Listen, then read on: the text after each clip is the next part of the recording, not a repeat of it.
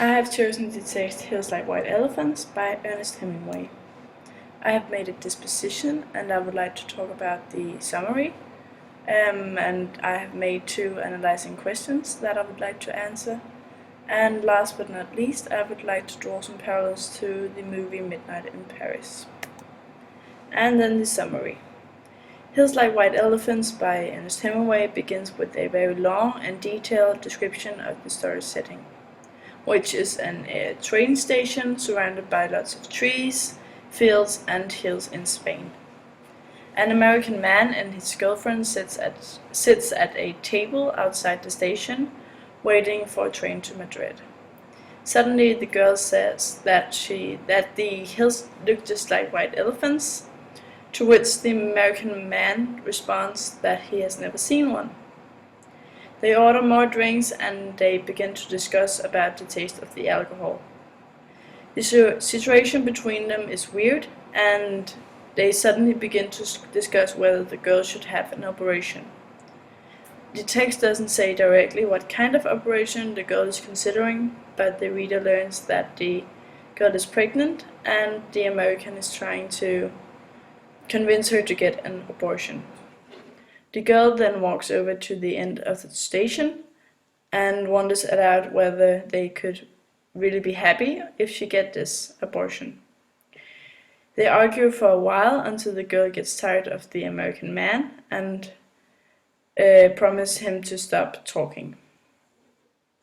Later he asks the girl whether she feels better, and she says she feels fine and there's nothing wrong with her. The 2 analyzing questions. The first one is describe the 2 characters.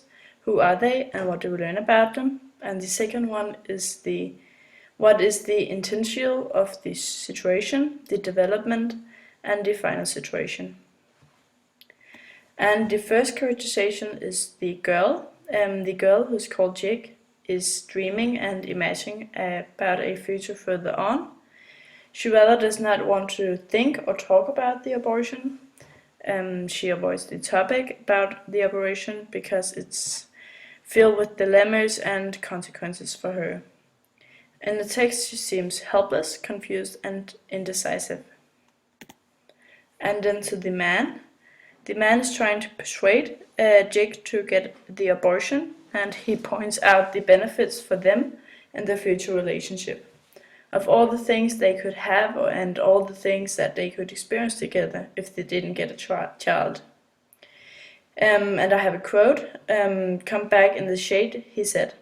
"You mustn't feel that way." "I don't feel any way," the girl said.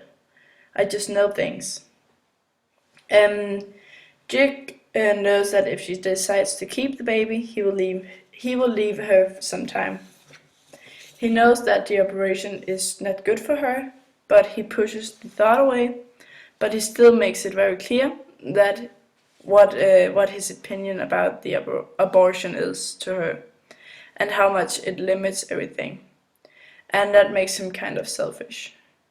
At the same time, he tells her several times that he does not want her to do it if she does not want to.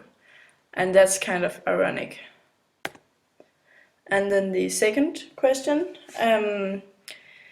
The story has an open ending, and they do not come up with any solution. It ends up with the American man leaves Jig for a moment, and he walks away with the luggage. I think she's going to have the abortion later on her own, and I think Hemingway brings the theme abortion up in a very new and interesting way, where the characters' conversation reflect their opinion to abortion. In the 1920s, abortion was not legal and there were no professional method. That is why it was very unsafe with the abortions. And I would like to now draw some parallels to Midnight in Paris. And I have chosen this movie because it's about the 1920s, which also was the period Ernest Hemingway wrote this novel. Ernest Hemingway is also a part of the movie, and the movie describes how it was to be a part of the Lost Generation.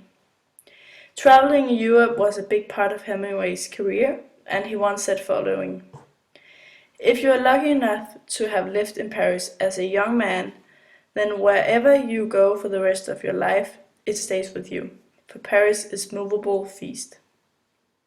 Hemingway spent lots of time in Paris and in Spain, and it was there he got his inspiration from. The movie shows the reality of being a writer or artist in the 1920s and how the relationship between the writers were. Yes.